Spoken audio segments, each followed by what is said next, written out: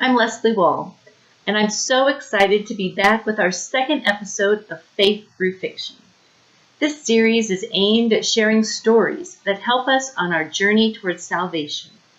Some of you may be thinking, really? I should be thinking about that now? The answer is yes. As Christians, everything we do should be for the glory of God, and that includes the books that we read. We should be constantly bettering ourselves and finding ways to live a life that pleases the Lord. But that's easier said than done. As a teenager, it's not easy focusing on God when you have the whole world ahead of you. Maybe you're looking for your first job, thinking about your first date, or just trying to stay awake in class. Regardless, the last thing you're probably focusing on is God. And society doesn't make it any easier when God is pushed out of the public arena, and Christians are often ridiculed or misunderstood or simply shunned. So sure, it's easier to keep God under wraps or push him away and focus only on ourselves. But the truth is that God didn't put us here for ourselves. He has a plan for all of us, and we can only know that plan once we come to know him. Well, how do we do that? Well, for starters, we can put him first. And that's the topic for this month, putting God first. So let me pass you on to fellow author T.M. Gaouette.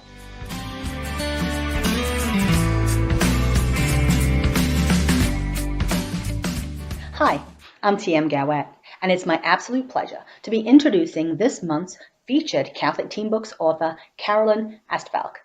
Carolyn is the author of 3 contemporary Catholic romance novels, 2 theology of the body romances for adults, and 1 chastity-themed coming-of-age story for older teens and adults, Rightfully Ours. She's also a contributor to the short story anthology Secrets, Visible and Invisible. Carolyn is a member of Catholic Teen Books. She's a CatholicMom.com and Today's Catholic Teacher contributor, and she's vice president of the Catholic Writers Guild. She resides in Hershey, Pennsylvania, with a husband and 4 children. We're so pleased to have Carolyn discuss this month's teen struggle of putting God first, and how Catholic Teen Books' first anthology, Secrets, Visible and Invisible, can help in understanding this topic.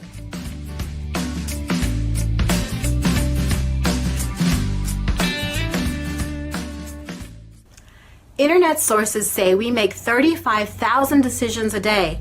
That's a lot of decisions. And even if that number's wrong, and we make only a quarter that many, that's still nearly 9,000 decisions a day.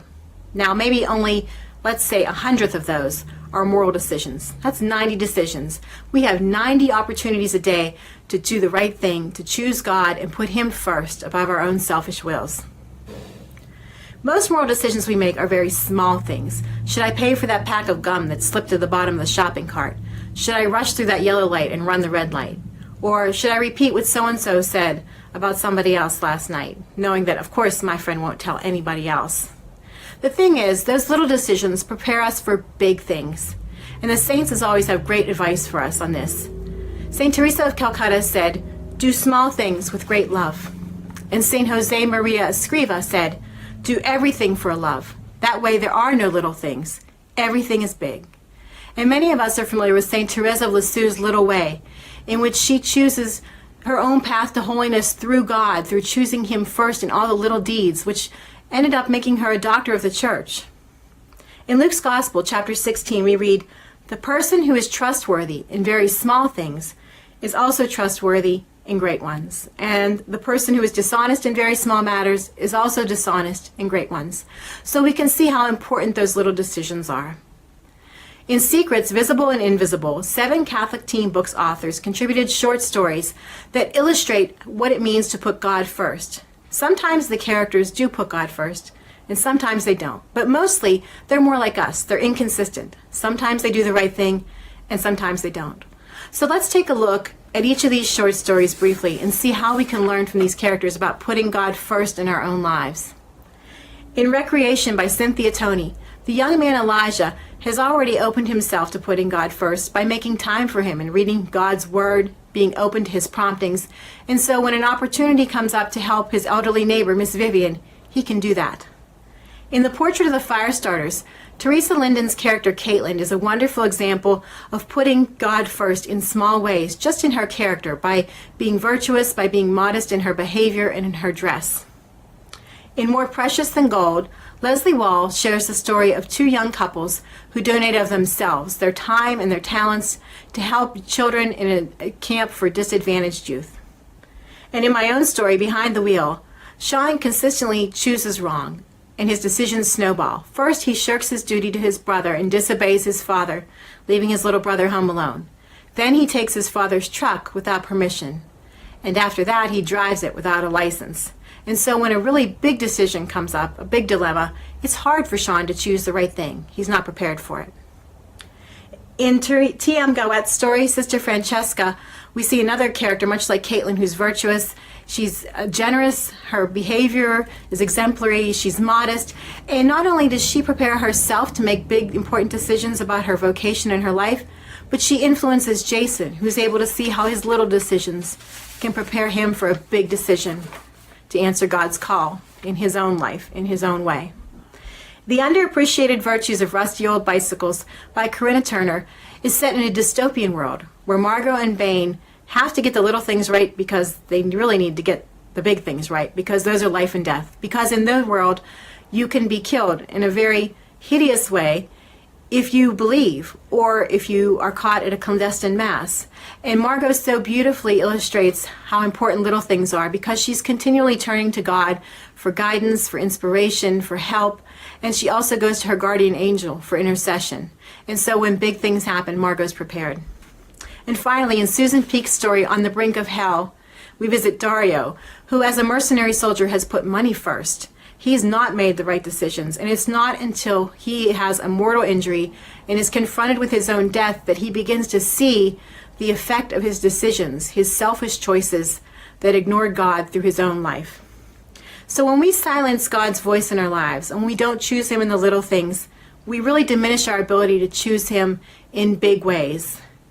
And so these characters provide us with great examples of how to do that day by day. And sure, we'll be inconsistent too, but the more we practice, the more we'll get it right, so we can choose God first when it matters.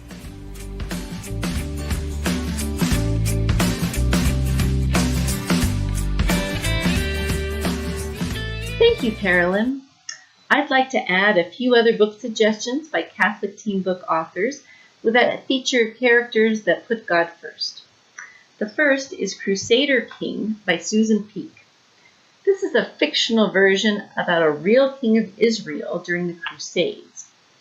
Despite having everything stacked against him, his young age, a deadly disease, enemies that were determined to destroy him, even some among his own ranks, and a kingdom that was doomed, King Baldwin never once wavered in his faith. He always put God first in any decision he made. Three Things to Forget by Cynthia Toney is another great example. In the final book of her contemporary Birdface series, the lead character Wendy comes to an amazing realization. When she sees an incomplete drawing of herself, it dawns on her that she is like this picture, unfinished, still learning and seeking the truth about herself. She suddenly understands that God will guide her to completion, and that by putting him first and in control of her life, he would help her to become the adult she could be. And this theme of putting God first is prevalent throughout Corinna Turner's I Am Margaret series, specifically in two stories, The Siege of Reginald Hill and this one, Brothers. This is a dystopian series where the government has total control over everything, and religion is outlawed. But Margaret's brother Kyle is completely devoted to the Lord, and against all odds placed before him, he decides to answer God's call to become a priest, putting his very life in jeopardy. So those are my suggestions. TM, what do you have? Thanks, Leslie. Awesome list. And I also have some great suggestions. For example, here we go. I don't know if you can see that. Treachery and Truth by Katy Huth Jones. Now, this is a historical fiction story of Wenceslas. You know the song, Good King Wenceslas?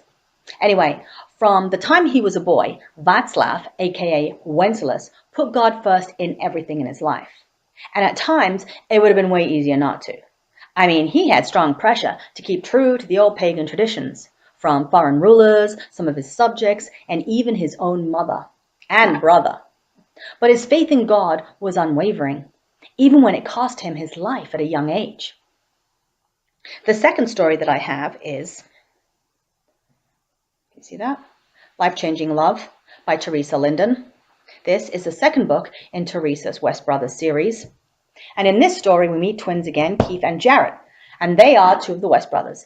And they've been inseparable always. Well, Keith is witness to a life-changing event where God shows him in no uncertain terms that he loves him. And so Keith makes a promise to God, followed by a physical statement to cement the deal. A powerful statement that offends Jarrett to no end. A statement that places God in the forefront of Keith's life. Well, this changes a slap in Jarrett's face. He feels betrayed, and he disowns Keith. You'll have to read the book to see how it all plays out, but this is another example of someone putting God first, even if it means risking a close relationship. And my third example, I have Freeing Tana Rose. This is from my Faith in Kung Fu series. Now, Gabriel Livingstone is the main protagonist throughout the series.